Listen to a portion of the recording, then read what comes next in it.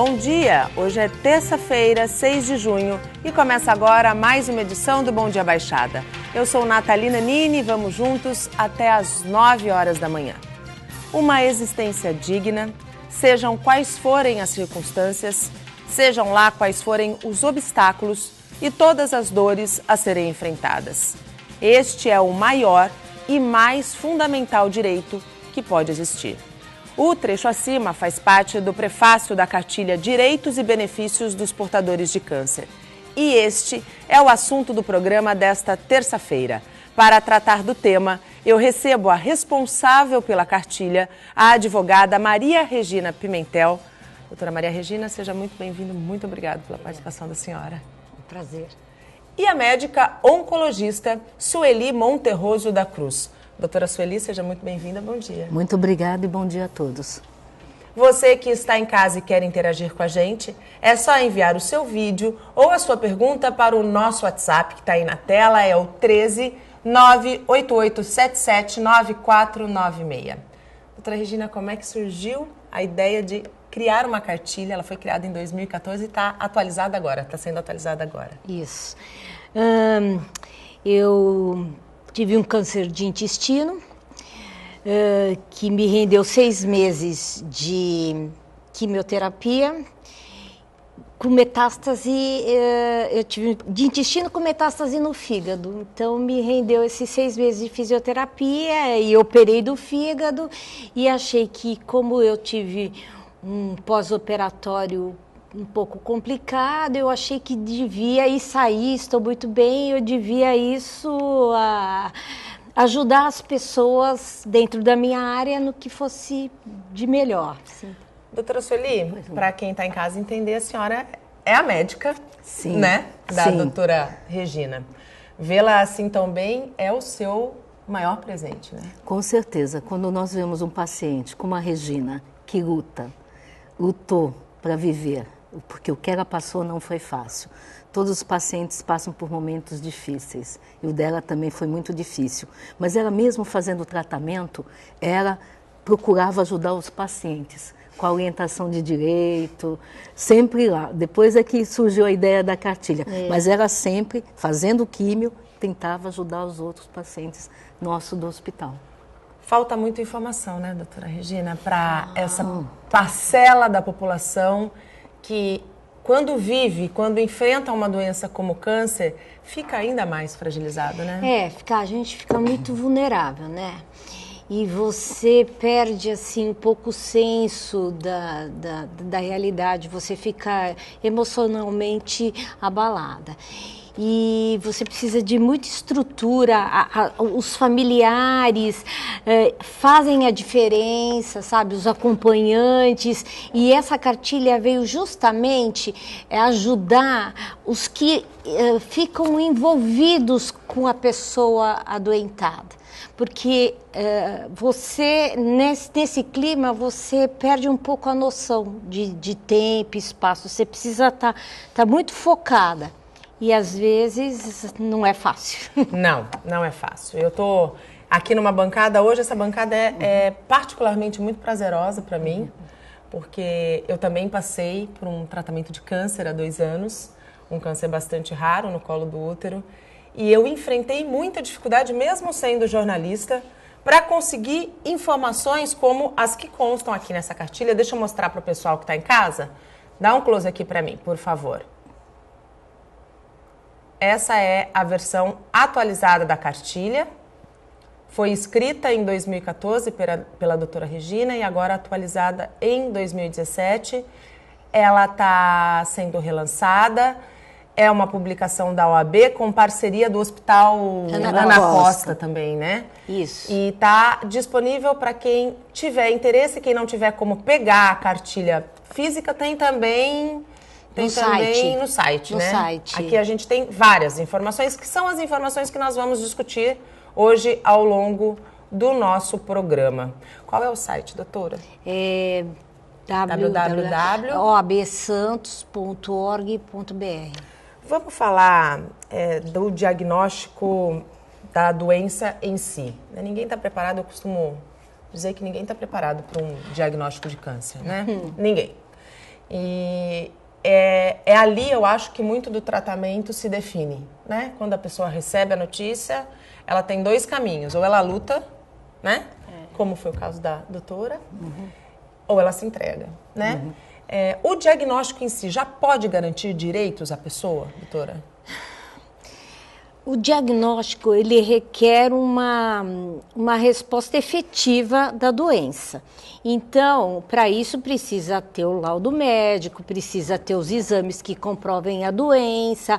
Não é assim, você está com câncer. Então, existe uma série de fatores para comprovar o diagnóstico. A partir daí, sim, você pode ir atrás dos seus direitos, mas desde que esteja fundamentado, porque tudo você vai passar por uma perícia, sabe? Existe uma série de...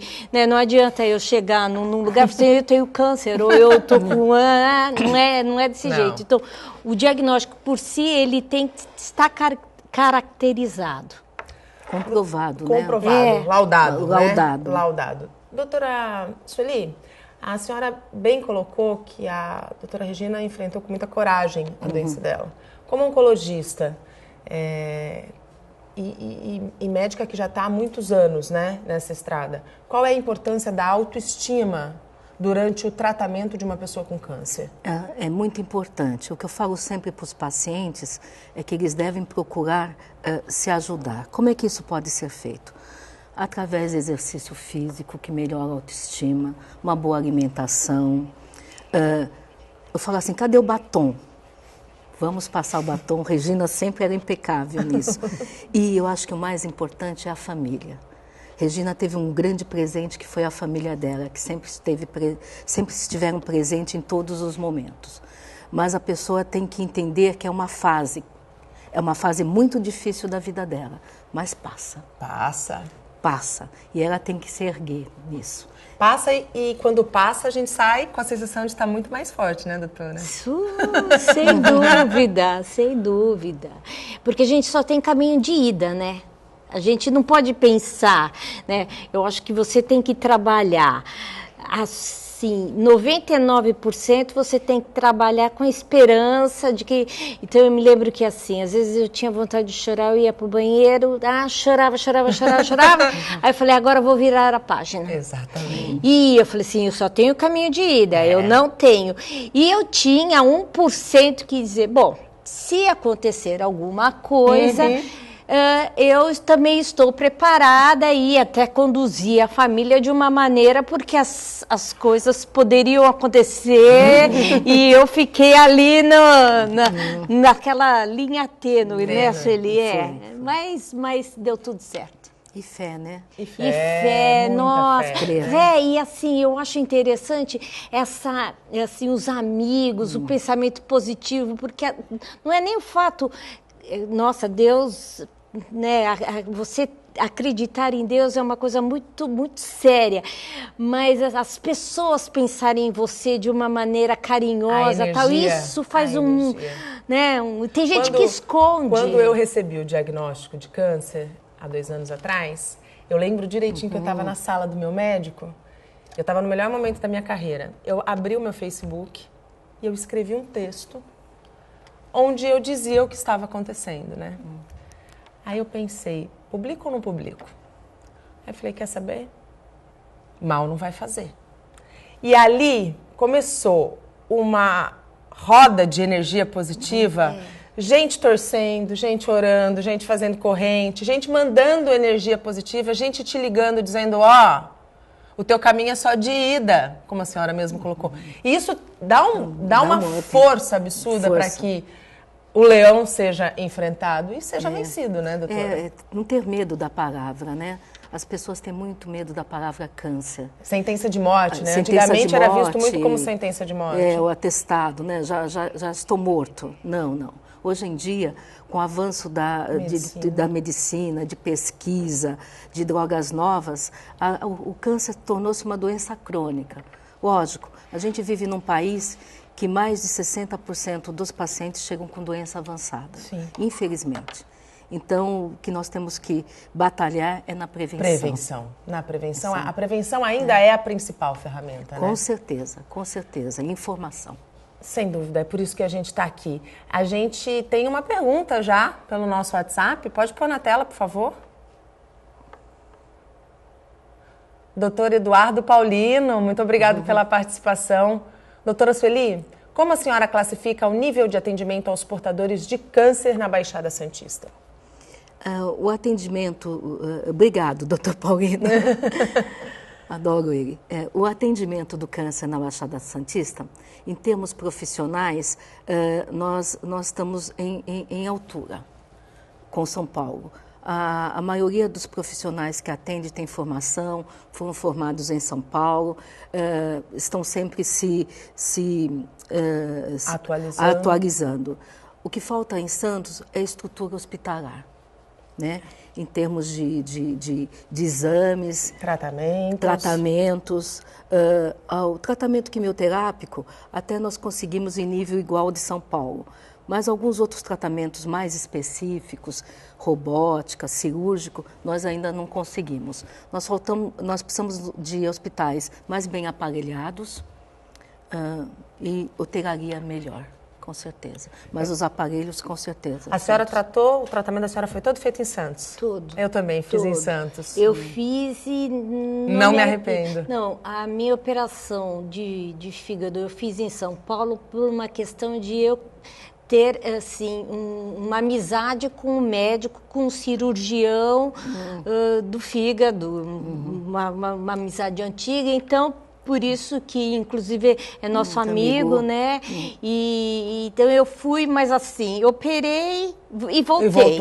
E voltei e fiz todo no Ana Costa. E assim, eu não tenho absolutamente uma queixa. Tudo foi atendido, o meu tratamento foi de primeira, não foi negado nada. No meu caso também não. Você entendeu? Porque existe muito isso de você fazer uma químio e as químios que eu não consegui fazer no dia era justamente porque o meu organismo não permitia. Segmentados, né? Isso, a imunidade, o nível de leucócitos. Então... não tenho nada, eu acho, e até as pessoas falam assim, eu vou me tratar em São Paulo. Gente, aqui em Santos... Tem ótimos profissionais. A gente fica acolhida, a cidade, né, que falte uma coisa ou outra, mas os próprios planos suprem isso em São Paulo. No meu caso, eu também fiz a mesma escolha, e muita gente falou, mas por que você não vai para São Paulo, onde existem centros de referência? Eu falei, não, mas aqui, eu confio nos meus médicos. A confiança no médico, a segurança de que você está em boas mãos, nada tira isso, né? Eu falei, gente, eu não vou subir a serra, eu quero ficar aqui. Primeiro, eu tinha uma filha pequena, né? Ela tinha 2 anos na época. Eu falei, eu quero ficar perto dela, até porque ela foi a minha grande força para passar por tudo. E eu também não me arrependo. Eu não tive um pedido negado também, não tive. Então, eu acredito sim. Eu compactuo da mesma opinião que a senhora.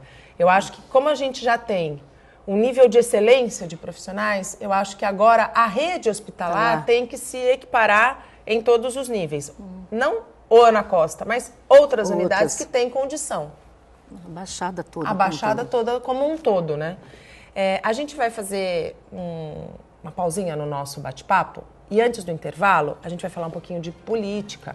Afinal, começa hoje, às 19h, o julgamento da fase final do processo proposto pelo PSDB, que acusa a chapa Dilma Temer, de 2014, da prática de abuso de poder político e econômico.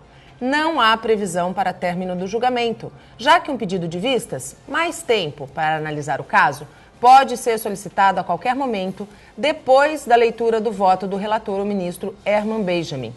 Estão previstas 4 sessões. Hoje, às 19h, amanhã, às 9h e mais 2 na quinta-feira. Também às 9h e às 19h. E já estão funcionando em São Vicente os 2 primeiros ecopontos da cidade. O objetivo é evitar o descarte irregular de lixo e entulho na cidade. O ecoponto da área insular fica na rua Juiz de Fora, número 48, no bairro do Voturuá. Aqui, cada pessoa pode deixar até 1 metro cúbico de entulho por semana, o equivalente a cerca de 20 sacolas grandes. O espaço também vai receber lixo reciclável. Resíduos volumosos, sofá, guarda-roupa, essas coisas que as pessoas às vezes costumam descartar e não é legal você jogar isso na rua. Os resíduos recicláveis também, né, que são doados para as cooperativas de catadores. O ecoponto do Voturuá também ganhou uma horta plantada pelos alunos de uma escola próxima. Eu plantei pimenta. E o que você achou? Bem legal. Vai cuidar dela? Vou. E depois, assim, quando você colher, o que você pretende fazer? Pretendo plantar mais coisas como alecrim, salsinha. A gente quer que as pessoas olhem para o ecoponto não um lugar para levar lixo, mas um lugar onde ele venha, onde ele se sinta bem, onde ele está fazendo algo pelo meio ambiente, pela natureza e que também ele possa plantar, né? E a gente pretende aqui que essa horta dê muitos, né, frutos aí e que eles possam vir fazer aí a colheita depois e aproveitar nas merendas da escola, levar para casa também. De acordo com um levantamento da Companhia de Desenvolvimento de São Vicente, a Codesave, só este ano foram retiradas 52 mil toneladas de material das ruas. O objetivo da administração municipal é criar ecopontos em todos os bairros, mas ainda não existe uma previsão para que isso aconteça.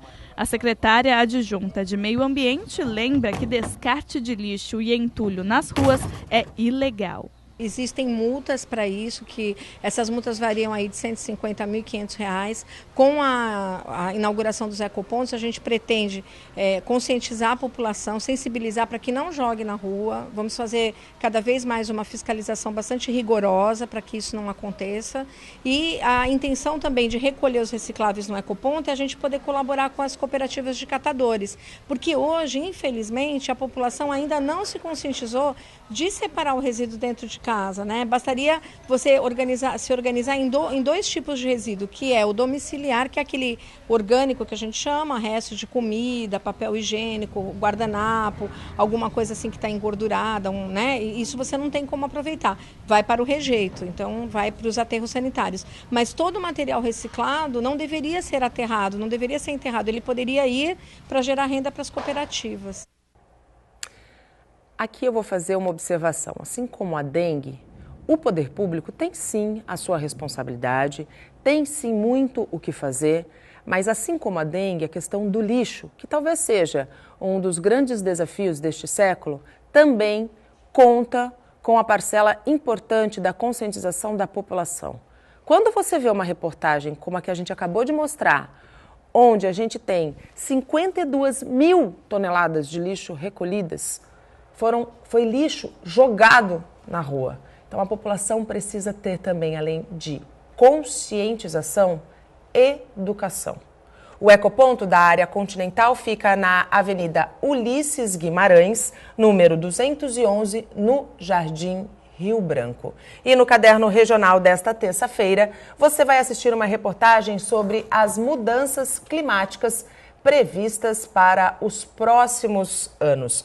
Para você ter uma ideia, uma pesquisa do Painel Brasileiro de Mudanças Climáticas mostrou que até 2100 o nível do mar deve subir 40 centímetros em Santos, o que certamente vai alterar o ciclo das chuvas e potencializar enchentes, ressacas e deslizamentos. Por isso, a educação já tem que começar anos antes. Aliás, já deveria ser alguma coisa instituída, porque com esse volume todo de mar subindo, juntando com lixo, o resultado não vai ser bom. O Caderno Regional começa às 7h30 da noite. E voltamos a falar sobre os direitos e benefícios dos portadores de câncer com a advogada Maria Regina Pimentel e a médica oncologista Sueli Monterroso da Cruz.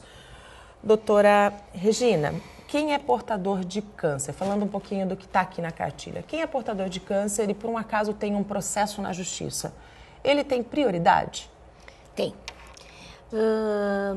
Já o Estatuto do Idoso já decreta isso a partir de 60 anos. Mas quem tem uma doença de alto nível e de alta complexibilidade, ela pode usar. É só o advogado fazer uma petição e pedir a prioridade, que sem problema. Eu queria que o pessoal da produção colocasse a foto da cartilha enquanto a gente está discutindo alguns pontos, por favor. Essa é a cartilha que foi lançada em 2014, para você que está chegando agora, está ligando a TV agora. Foi lançada em 2014 pela doutora Maria Regina, que venceu um câncer agressivo e decidiu compartilhar informações importantes. Ela está sendo atualizada, ela foi revista e atualizada. Ela é uma publicação da OAB em parceria com o Hospital Ana Costa. A gente está falando sobre direitos e benefícios dos portadores de câncer.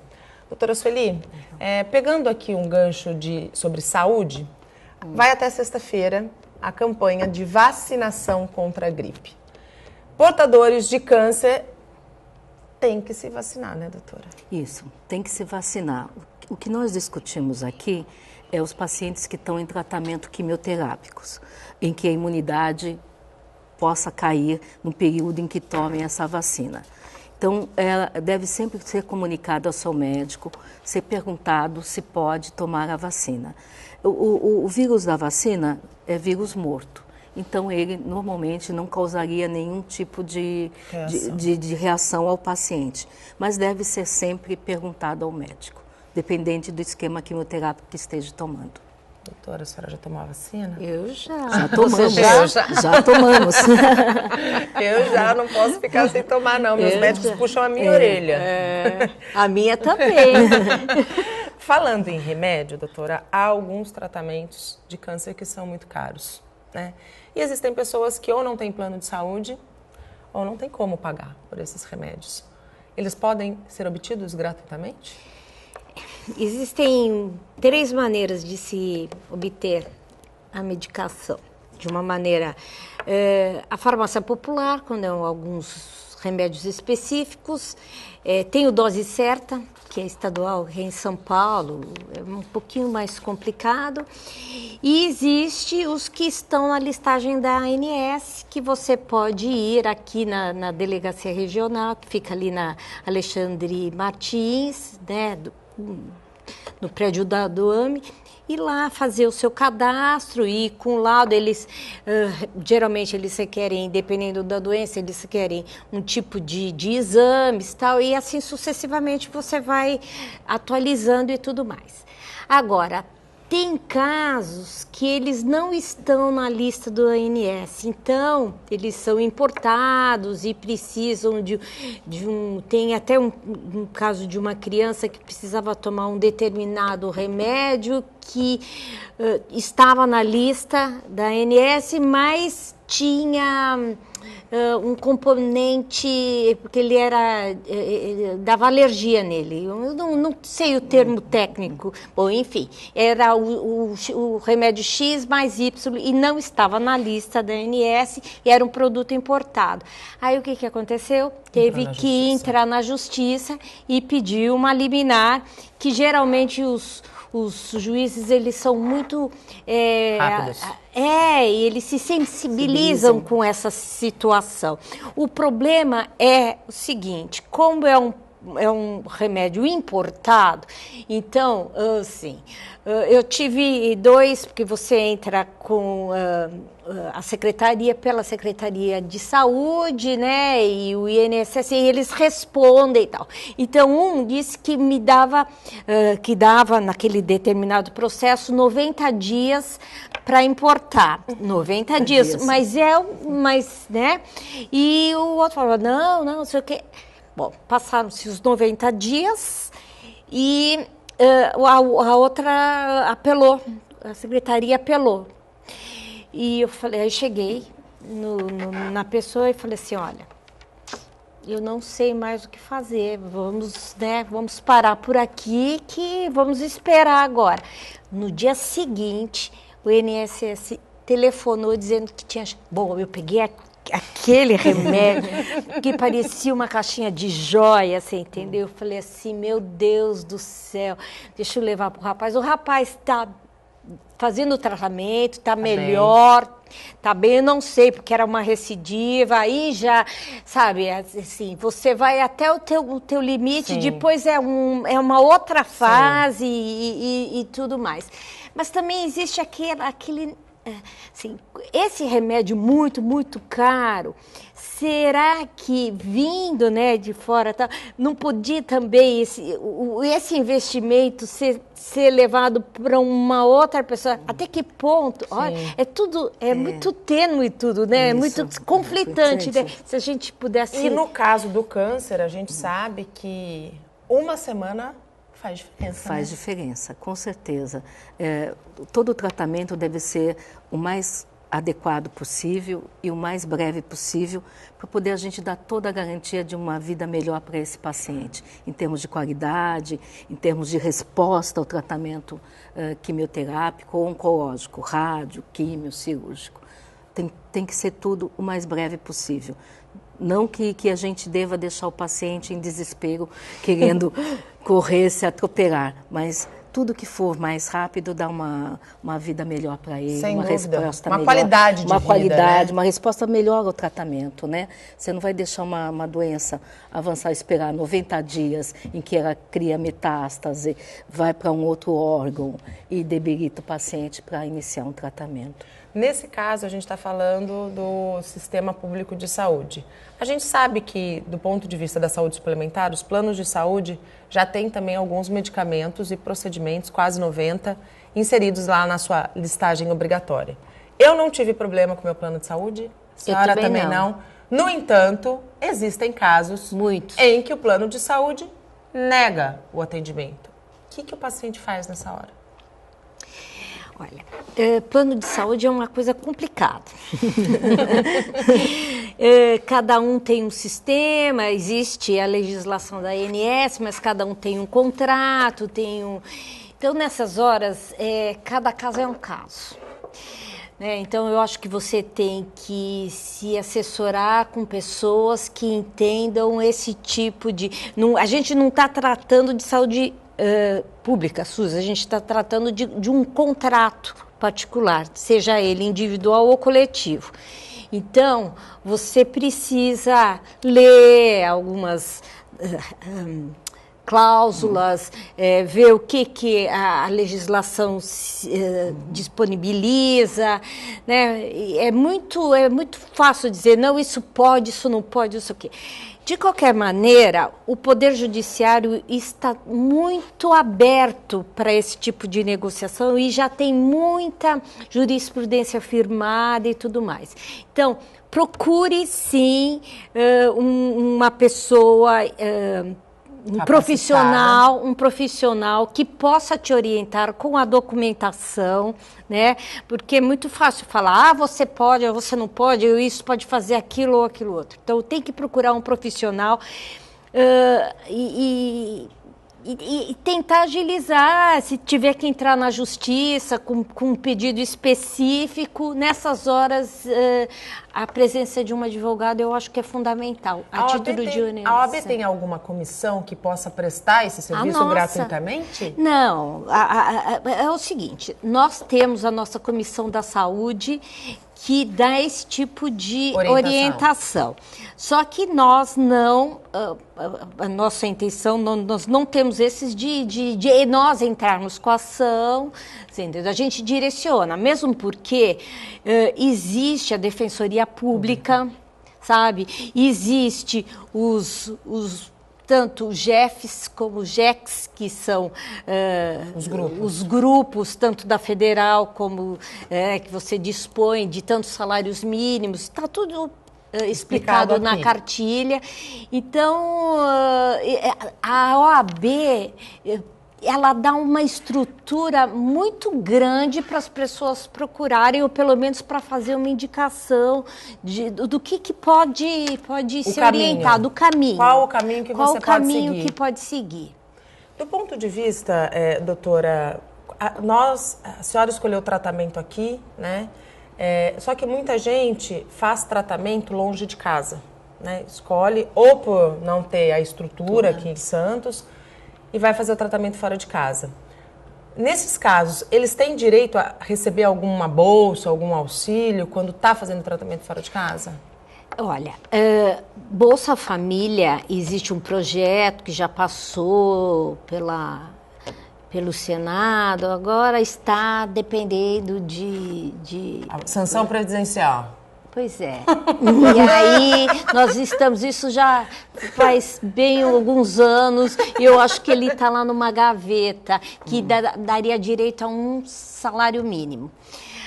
Mas tem pessoas que realmente ficam numa situação muito indelicada. Às vezes são mães que são separadas, têm mais filhos, né? Então, existe o que se chama LOAS, que é uma prestação continuada, que a pessoa doente, seja ela pequena, grande ou que está... diferente daquela que recolhe o INSS, que fica no auxílio doença e tudo mais.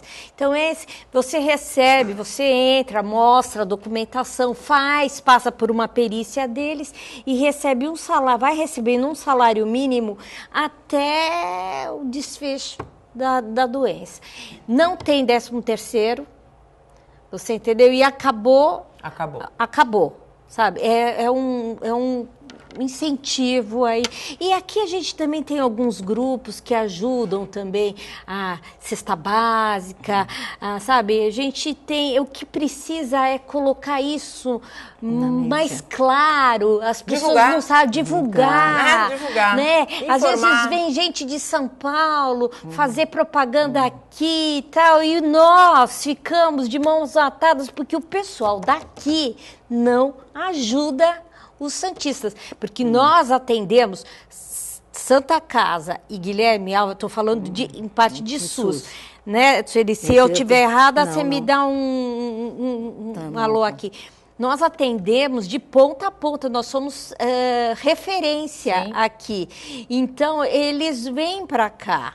Né? Então, eles precisam de estrutura e nós ficamos, não é, Sueli? De mãos atadas.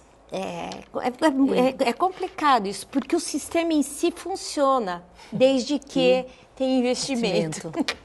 Investimento, esse é um grande desafio, ainda mais quando a gente fala de saúde pública neste país. E abrimos o último bloco falando sobre as reclamações de quem faz da bicicleta um meio de transporte em São Vicente. Nos assuntos da cidade sobram críticas quando falamos em segurança e estrutura. Praia do Itararé. Quando o sinal fica verde, os ciclistas têm 25 segundos para atravessar a avenida de mão dupla. Tempo considerado insuficiente por quem utiliza o meio de transporte. Não atravessa todo mundo, né, em 25? Não passa. Geralmente a gente é obrigado às vezes a passar no vermelho. Muito rápido, então aquele monte de bicicleta, os carros avançam com a gente. Então a segurança é essa, né? Que os motoristas não respeitam a gente também. Outra reclamação é a falta de iluminação adequada nas ciclovias, o que, de acordo com o Natanael, aumenta a chance de assaltos. Inclusive, quase me tentaram roubar aqui, na linha amarela já uma vez, bem perigoso. Seu Célio tem uma oficina de bicicletas ao lado da ciclovia, na Avenida Prefeito José Monteiro. Já presenciou muitos acidentes envolvendo ciclistas. De acordo com o comerciante, os problemas mais recentes envolvem a velocidade do VLT e a falta de grades de proteção em alguns pontos. O problema do VLT que é velocidade. É muito bom o VLT, mas a velocidade está atrapalhando. Na área urbana tem que passar devagar, ele passa muito correndo, principalmente nessa área aqui. Eles não estão respeitando o ciclista, não respeitam os animais e não tem consciência da velocidade que eles estão andando. Porque há pouco tempo aqui aconteceu uma tragédia. A sorte que o cara caiu para o lado da minha bicicletaria. Se ele cai na frente, não ia dar, ele freou, mas ele ia passar por cima. As grades, elas caem e também teve acidente. A carroceria dos caminhões derruba a grade e eles não retornam para pôr a grade no lugar, lógico. Vamos embora, deixa para lá a grade. O ciclista toma uma fechada e cai na frente do carro, o carro bate e veio outro por trás. E se o cara de trás não tivesse visto que aconteceu um acidente, ia passar em cima do ciclista que estava no chão. Ciclista em primeiro lugar, eles têm que vir todas as vezes fazer vistoria para ver se tem alguma coisa errada. Não vem. Vem quando acontece uma tragédia, um acidente, alguma coisa. O presidente da Associação Brasileira de Ciclistas, que estima que a cidade tenha cerca de 200 mil usuários de bicicleta, aponta ainda outros problemas. Quando chove, os ciclistas acabam derrapando essas bicicletas aqui perto do Carrefour. Já foi solicitada isso há mais de um ano, não tomam providência nenhuma. E sem contar também que não existe sinalização de solo nenhuma. Aqui logo em frente, onde nós estamos, não tem sinalização de solo, não tem pintura. De acordo com o GCE, há mais de um ano foram cobradas providências da antiga administração municipal, mas até agora nada foi feito. Não tomam providência até acontecer um acidente. Está na hora das pessoas se sensibilizarem que a segurança é essencial. Então, para que faz parte do movimento paulista para a segurança? Não é? Não tem. Na prática mesmo a gente não vê uma campanha educativa para bicicleta. Só vê para carro, até para avião tem. Só não tem para bicicleta, não existe. Não existe uma educação que o ciclista possa saber que ele tem direito, mas também tem obrigação. Em nota, a Prefeitura informou que as grades foram repostas pela empresa responsável pelo VLT recentemente, mas que em alguns pontos já houve dano por atos de vandalismo. Disse ainda que a pintura da sinalização do solo já está programada pela Secretaria de Trânsito. Sobre a iluminação, informou que está sendo avaliada a necessidade de reforço no trecho mostrado na reportagem. Quanto às campanhas educativas, a administração municipal destacou que as ações são permanentes e que esta semana, inclusive, realiza o projeto Pista Certa no Poliesportivo Luiz Gonzaga, no Jardim Rio Branco. Além disso, toda a legislação de trânsito, onde o ciclista também é envolvido, está à disposição de todo mundo através do site do nosso Detran. E voltamos a conversar com a advogada Maria Regina Pimentel e a médica oncologista Sueli Monterroso da Cruz. Nosso assunto hoje são os benefícios e direitos dos portadores de câncer. Ainda dá tempo de você participar. Se quiser mandar um recado para o nosso WhatsApp, ele está aí na tela. Doutora Sueli, a impressão que eu tenho é que o número de casos de câncer tem crescido e aumentado. Isso é só uma sensação ou de fato está acontecendo? E quais seriam os motivos? Na realidade, a Organização Mundial de Saúde emitiu um alerta desse crescimento. Houve um crescimento de torno de 1,3% nos casos de câncer. O que está ocorrendo, nós acreditamos, que seja a vida das pessoas, o sedentarismo, a alimentação, o estresse, a urbanização. E a falta também da prevenção. Isso justificaria esse aumento de câncer. Nós tivemos um aumento de câncer de mama em 2015 em torno de 30%. Nossa, é muito? Bastante. As mulheres não se conscientizaram ainda da necessidade do autoexame e da mamografia? Isso. Há até uma conscientização. O que eu acho que está faltando talvez seja não só informação, mas acesso a essas mulheres a exames, a médicos. Eu acho que isso é que acaba justificando esse aumento de diagnóstico de câncer. Nós também, eu acredito que não é só o aumento, eu acho que nós também estamos fazendo mais diagnósticos. Entendi. Né? Com os novos métodos de imagem, mamografias digitais, isso está facilitando mais ao diagnóstico também de câncer. Doutora Regina, muita gente pergunta, tem dúvida a respeito das isenções de impostos quando uma pessoa tem câncer. Ela pode, de fato, ficar isenta de alguns pagamentos de impostos?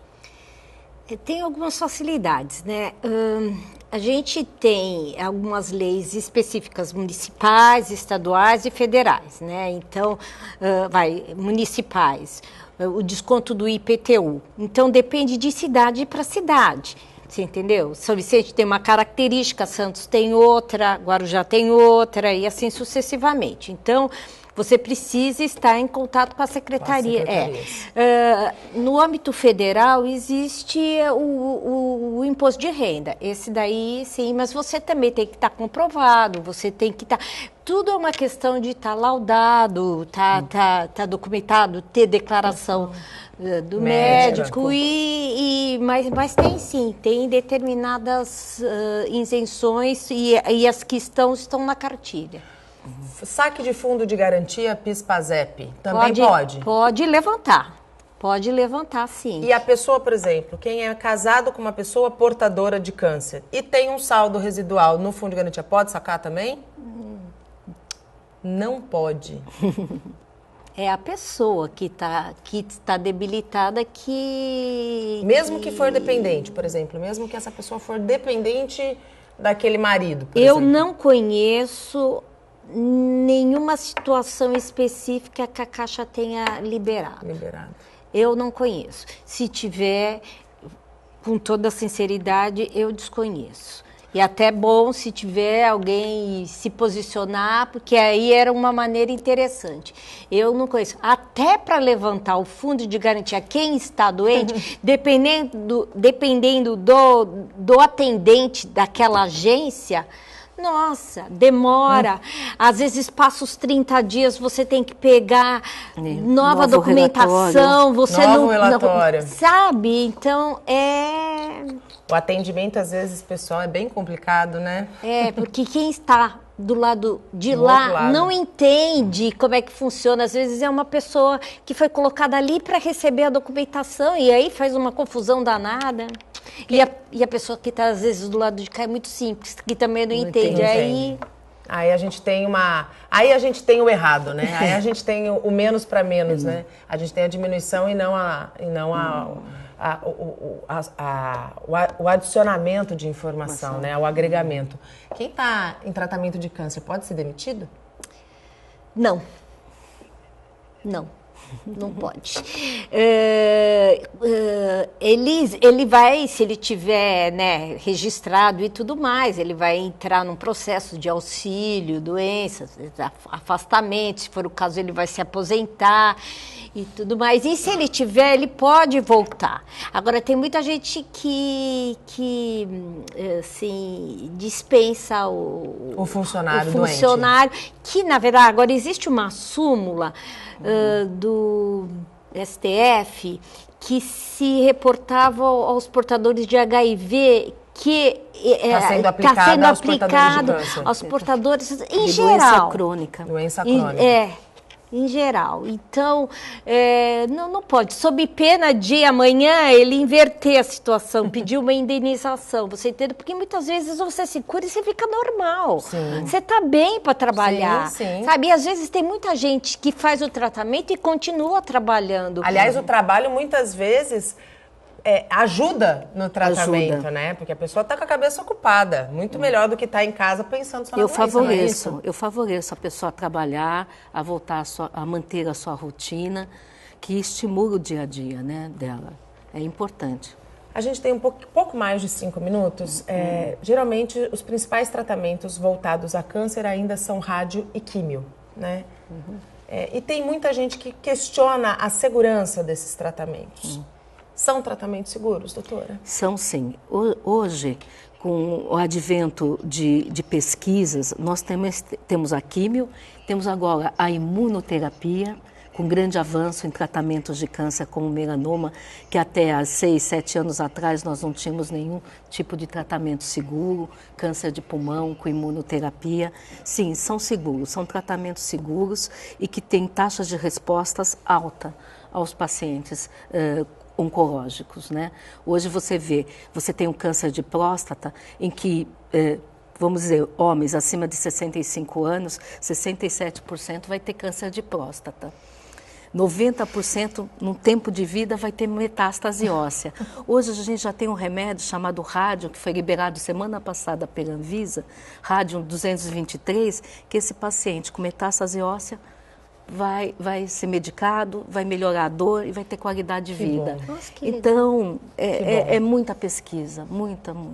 A gente tem 2 minutos, doutora Regina, e a Sandra Martinez mandou uma pergunta pra gente, não dá para colocar por causa do tempo. Ela disse que ela é mutuária da Caixa e tem financiamento e tem câncer. Ela tem direito à quitação desse financiamento? A parte correspondente ao financiamento dela tem. Ela deve procurar a Caixa? Ela deve procurar a Caixa e ela deve apresentar a documentação. Se ela fez com o marido seria a parte dela, correspondente ao que ela financiou. Então, Sandra, você pode, tem direito, procure a Caixa Econômica Federal e acesse a cartilha. Olha aqui, queria pedir para mostrar aqui a cartilha de novo, por favor. A versão digital dela também está disponível no www.oabsantos.org.br. Tem na sede da OAB e também está à disposição no Hospital Ana Costa. Essa cartilha, ela é de suma importância para você que está passando ou tem alguém passando por este processo. Eu queria muito mesmo agradecer a sua participação, doutora Regina. Parabéns pelo exemplo, parabéns pela vitória. Nossa! Nossa, parabéns. Obrigada. Só quem passa sabe o tanto que é bom fazer o bem pro próximo. É verdade. Obrigada, parabéns. Viu? Doutora, parabéns pelo Obrigado trabalho. Pelo convite. Obrigado mesmo. E pelo tratamento que trouxe a nossa doutora Regina de volta. Também. E por ela ter feito essa maravilhosa cartilha. Cartilha, sem dúvida nenhuma. Amanhã vamos falar de um desafio tremendo, a destinação do lixo. Nossos convidados são o secretário de Meio Ambiente de Santos, Marcos Libório, e o advogado em Direito Ambiental Internacional e membro da Comissão de Planejamento e Gerenciamento de Resíduos, Luciano Pereira de Souza. O nosso WhatsApp já está liberado para a sua participação. Não esqueça também de curtir a nossa fanpage no Facebook, onde você encontra todos os nossos vídeos, e nossa página no Instagram e no Twitter. Durante todo o dia, você pode ficar bem informado sobre tudo o que acontece na região e no mundo, acessando o Santa Portal. Eu volto amanhã, às 8 horas da manhã. Tchau!